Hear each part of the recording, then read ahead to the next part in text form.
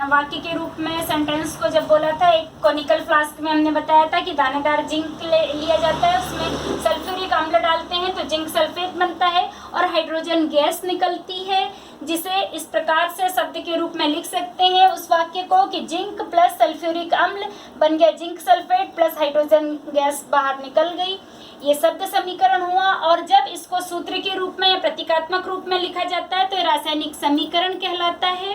जैसे जिंक का प्रतीक है Zn, सल्फ्यूरिक अम्ल को H2SO4 लिखा जाता है, zinc sulphate ZnSO4 plus hydrogen H2।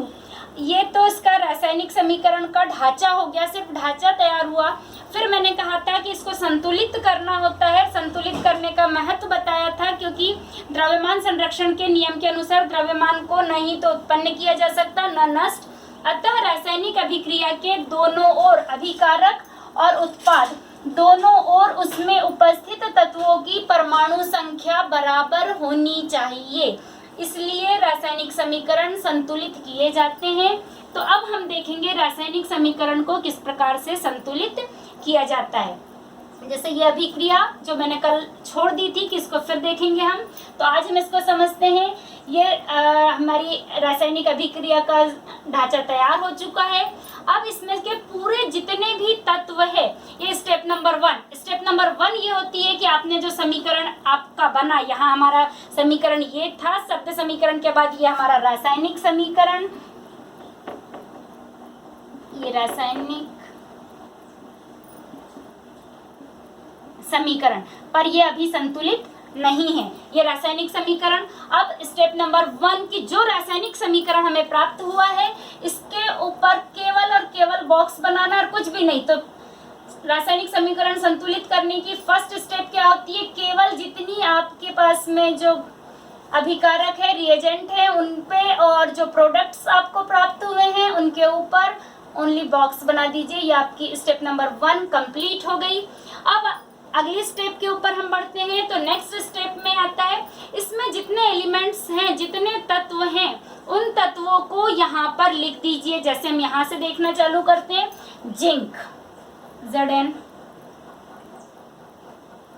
फिर हाइड्रोजन H, यहाँ पर सल्फर S और ऑक्सीजन O। अब यहाँ तत्व कैसे लिखना, ये भी बहुत से बच्चों को तो आता होगा, लेकिन यहाँ हम हर उस बच्चे तक चलेंगे जो लास्ट बेंचेस, बैक बेंचेस कहलाते हैं। कई बार वो ध्यान नहीं देते हैं, तो यदि न्यू उनकी कमजोर भी रह गई है तो वो ध्यान दें कि एलिमेंट्स कैसे लिखे जाते हैं। जैसे यहाँ पे फर्स्ट लेटर के बाद में कैपिटल स्मॉल लेटर आया, फर्स्ट कैपिटल लेटर के बाद स्मॉल लेटर आया, मतलब ये कहीं ना कहीं पूरा एक तत्व है, इसलिए Zn पूरा एक तत्व लिखा। फिर यहाँ हाइड्रोजन अकेला कैपिटल में लिखा है, इसलिए अब SO4 भी सल्फेट भी होता है एक तत्व, पर यहाँ सल्फेट वगैरह नहीं लिखना है हमें, SO4 अलग अलग नहीं, क्योंकि ये सल्फेट भी जो बन रहा है कैसे, सल्फर और ऑक्सीजन के संयोग से। यानी यदि कैपिटल लेटर अलग अलग हैं तो प्रत्येक एलिमेंट अलग अलग होता है। इस प्रकार सल्फर अलग हो गया, ऑक्सीजन अलग हो गया, तो हमें ये 4 तत्व यहाँ प्राप्त होते हैं। अब हम इनके परमाणुओं की संख्या देखते हैं। इसके लेफ्ट हैंड साइड ये बताया था मैंने, जो रिएजेंट होते हैं, प्रोडक्ट्स जो होते हैं, वो राइट हैंड साइड में लिखे जाते हैं। इनके परमाणुओं की संख्या यहाँ पर हम लिख लें तो Zn लेफ्ट हैंड साइड में हमारे पास इसकी संख्या प्राप्त हो रही है केवल और केवल 1। हाइड्रोजन की संख्या देखिए H2 लिखा हुआ है, यानी यहाँ पर आपके पास में 2 प्राप्त हो गया। सल्फर केवल 1 है, ऑक्सीजन 4। अब हम राइट हैंड साइड पे जाएंगे तो जिंक, यहाँ पर भी जिंक की संख्या 1 है। H है, अभी पहले H की संख्या देखिए। हाइड्रोजन की, यहाँ हाइड्रोजन नहीं, ये है हाइड्रोजन की 2। फिर हमने थर्ड एलिमेंट लिखा हुआ है S की कितनी है, यहाँ पर भी 1। फिर O ऑक्सीजन कितने हैं यहाँ पर 4। और अब हम मिलान करते हैं कि किसकी अधिक संख्या है या कहाँ कौन सा अनबैलेंस्ड हो रहा है, कौन सा तत्व जो है अनबैलेंस्ड है। तो Zn 1-1, H 2-2, ये 1-1, ऑक्सीजन 4 यानी पूरा बैलेंस्ड है। और बैलेंस्ड है तो इसको पुनः इसी प्रकार से लिख दिया जाता है Zn plus H2SO4 gives ZnSO4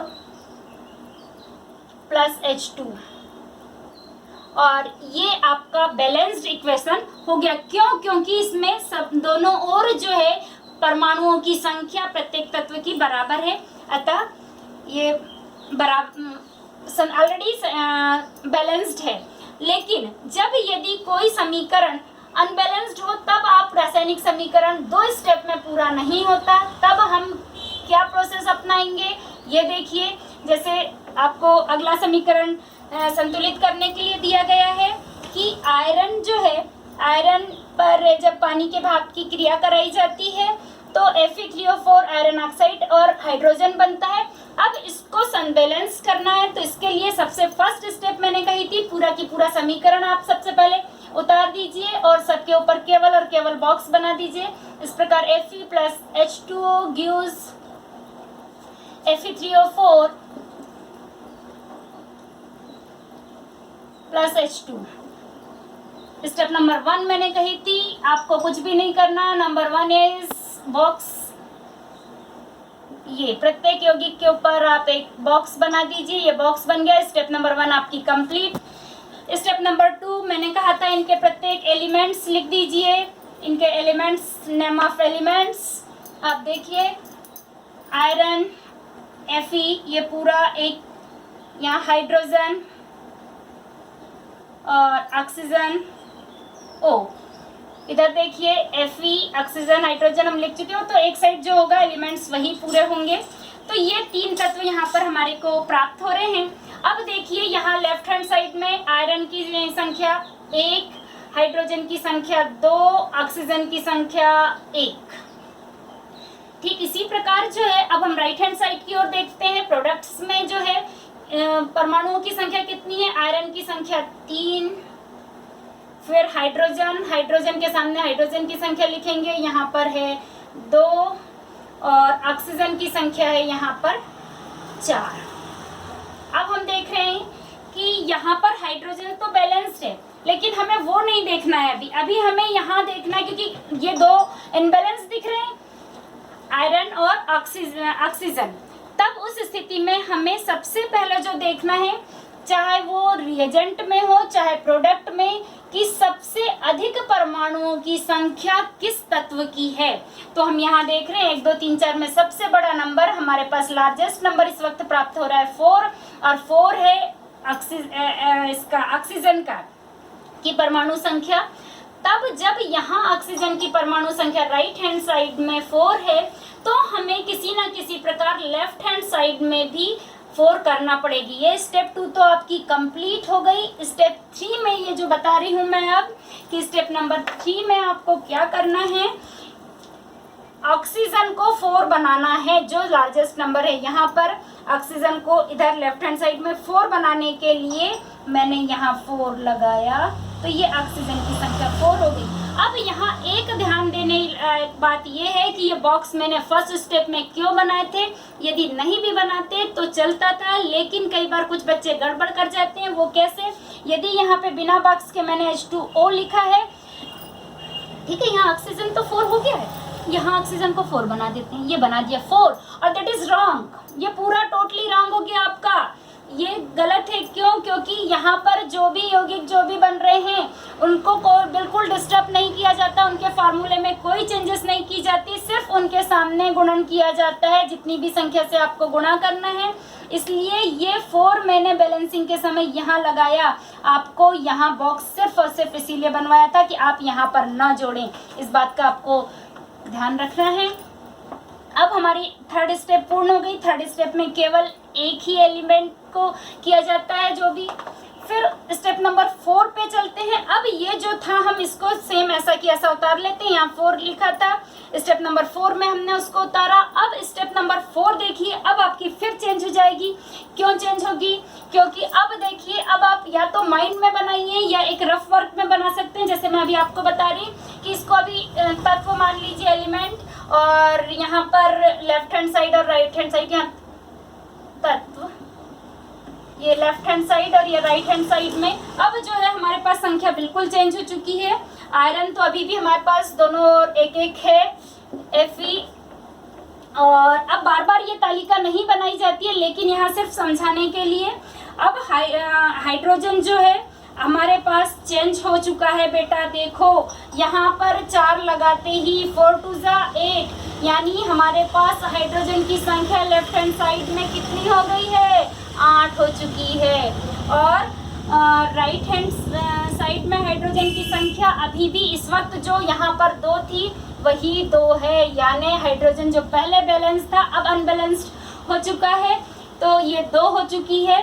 और इस प्रकार H2O को ही हमने बैलेंस किया तो 2 की ही चेंज होगी। ऑक्सीजन तो नहीं, ऑक्सीजन भी ये ऑक्सीजन जो है पहले हमारे पास में केवल 1 था यहाँ पर, लेकिन अब इधर लेफ्ट हैंड साइड में ऑक्सीजन 4 और इधर भी 4 थे, यानी अब ऑक्सीजन आपके पास में ये आंशिक संतुलन की स्थिति कहलाती है। आंशिक रूप से संतुलित समीकरण है ये। अब देखिए यहाँ पर फिर हम वही चीज अपनाएंगे कि किस परमाणु की संख्या सबसे अधिक है, तो यहाँ लार्जेस्ट नंबर इतने में हमें दिख रहा है 8, यानी यहाँ हाइड्रोजन की संख्या 8 है। तो अब हमको हाइड्रोजन कहाँ, राइट हैंड साइड में भी 8 करना पड़ेगा। तो अब हम राइट हैंड साइड में हाइड्रोजन को 8 कैसे करें इसको समझें। ये जो 2 है, यहाँ जो भी संख्या आएगी आपकी उस संख्या में हम किस संख्या का गुणा करें कि जो लेफ्ट हैंड साइड में जो संख्या है वह संख्या मिल जाए। जैसे यहाँ पर अभी 8 है, तो इस 2 में हम किसका गुणा करें कि 8 मिले, तो 2 में हम किसका गुणा करेंगे, 4 का गुणा करेंगे तो हमको 8 प्राप्त हो जाएगा। या एक विधि ये भी रहती है कि यहाँ जो भी बड़ी संख्या उसमें इसका भाग दे के देख लीजिए कि आपको कितना प्राप्त होने वाला है, तो 2 चौके 8 यानी 4 हमको प्राप्त हो रहा है। यानी राइट हैंड साइड में हाइड्रोजन की संख्या को के सामने जब भी हम 4 लगा देंगे तो हमारे पास बैलेंस होने वाला है। तो हम कौन सा स्टेप पे चल रहे थे, स्टेप नंबर 4 पे हाइड्रोजन को हम बैलेंस कर रहे थे। तो यहाँ पर हमने कहा था कि हाइड्रोजन 2 है, इसके सामने कितना लगाना है 8 बनाने के लिए, 4 लगा दिया, तो ये हो गया हमारे पास 8। इस प्रकार ये हाइड्रोजन भी बैलेंस्ड हो गया। अभी देखिए आयरन अभी 1 है, सॉरी राइट हैंड साइड में मैंने यहाँ पर बाई मिस्टेक 1 लिख दिया था, जबकि हमारे पास यहाँ लेफ्ट हैंड साइड में ऑलरेडी 3 है। और ये अब जो है अभी संख्या जो है हमारे पास चेंज हो चुकी है हाइड्रोजन की, ये 4 2 जा 8 हो चुकी है, यानी हाइड्रोजन भी बैलेंस्ड हो गया है और O भी बैलेंस है अभी हमारे पास में।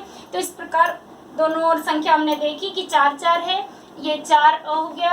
अब देखिए कि हमारे पास हाइड्रोजन एंड ऑक्सीजन दोनों बैलेंस्ड हो चुके हैं। अब आपके पास में बचा है आयरन, यानी आयरन यहाँ पर देखिए कि 3 जो है, तो यानी किस संख्या का इसमें गुणा करें कि हमको 3 प्राप्त हो। तो यहाँ 1 है चूंकि, तो 3 का ही गुणा करेंगे तो हमको 3 आ जाएगा। यानी यहाँ कितना लगाने की जरूरत है लेफ्ट हैंड साइड में, 3 का मल्टीप्लिकेशन करने की जरूरत है।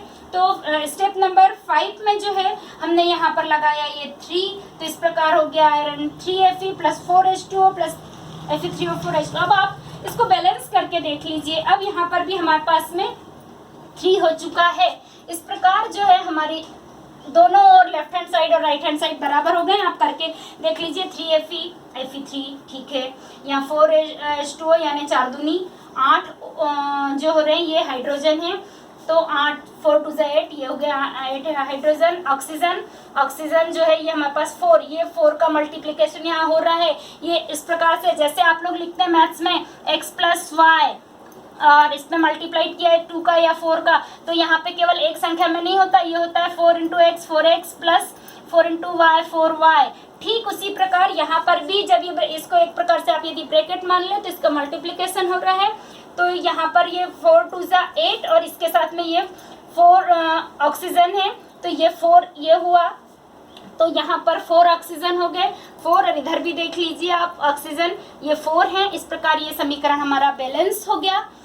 अब जो है समीकरण हमारा संतुलित हो गया, इसको हम इस प्रकार से लिख सकते हैं। और इसके बाद स्टेप नंबर 7 भी एक होती है, और स्टेप नंबर 7 जो है जो मैं आपको बता चुकी थी कि उसमें जो है इनकी अवस्थाएं लिखी जाती है कि हाइड्रोजन है तो उसके आगे आपको G लगाना है और फिर ये अवक्षेप के रूप में प्राप्त हो रहा है, तो जैसे यहीं लगा दे रही हूँ मैं अभी।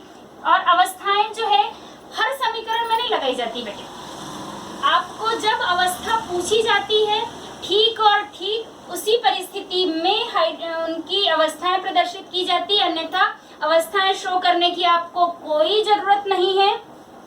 Fe3O4 ये जो है ये भी अवक्षेप के रूप में नीचे बैठता है, इसलिए सॉलिड रूप में, इसको ब्रैकेट में सॉलिड लिख दिया। H2O लिक्विड है इसलिए यहाँ पर हम L बना दिए, और ये सॉलिड है, इस प्रकार ये अवस्थाएं जब यदि पूछी जाए तो इसकी अवस्था भी लिख दी गई है, अन्यथा हमारा समीकरण ऑलरेडी कंप्लीट था। अब इसमें एक चीज और लिखी जाती है समीकरणों में, समीकरण की जब हम बात करते हैं तो कभी कभी कुछ समीकरण जो होते हैं उनके एरो मार्क के ऊपर आपने देखा होगा कि कुछ ऐसी भौतिक परिस्थितियां होती हैं जिन परिस्थितियों में वो क्रिया संपन्न होती है, तो एरो मार्क के ऊपर या नीचे जो है वो ताप, दाब और उत्प्रेरक जो होते हैं उनको लिखा जाता है। जैसे मान लीजिए कि कोई अभिक्रिया यदि हो रही है कि वो 230 डिग्री सेल्सियस पर हो रही है, तो इस प्रकार से लिख दिया, यानी ये अंडरस्टूड है कि यहाँ जो भी अभिक्रिया हो रही है वो 230 डिग्री सेल्सियस पर संपन्न हो रही है। या इसे कई बार केवल गर्म किया जा रहा है, कितना ताप दिया जा रहा है ये नहीं, तो कई बार सिर्फ और सिर्फ इस प्रकार से ये बना दिया जाता है एक त्रिभुज की आकृति। तो इसका मतलब है कि ये जो अभिक्रिया है इसको ऊष्मा प्रदान की जा रही है और उसके बाद यह हो रहा है, प्रोसेस हो रही है। ठीक उसी प्रकार एक उससे उदाहरण से हम समझ सकते हैं कि प्रकाश संश्लेषण की क्रिया जब होती है तो 6CO2 प्लस 6H2O ये सनलाइट की प्रेजेंस में होती है, इसलिए सनलाइट ये एरो मार्क के ऊपर लिखा जाता है। और क्लोरोफिल की उपस्थिति भी यहाँ आवश्यक होती है, इसलिए क्लोरोफिल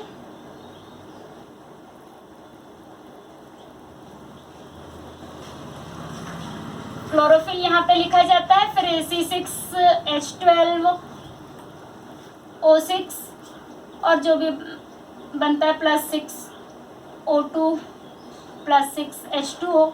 तो इस प्रकार जो है एरो मार्क के ऊपर और नीचे ये भौतिक परिस्थितियां प्रदर्शित की जाती है, ताप, दाब, उत्प्रेरक आदि। इस प्रकार रासायनिक समीकरण संतुलित करके लिखा जाता है।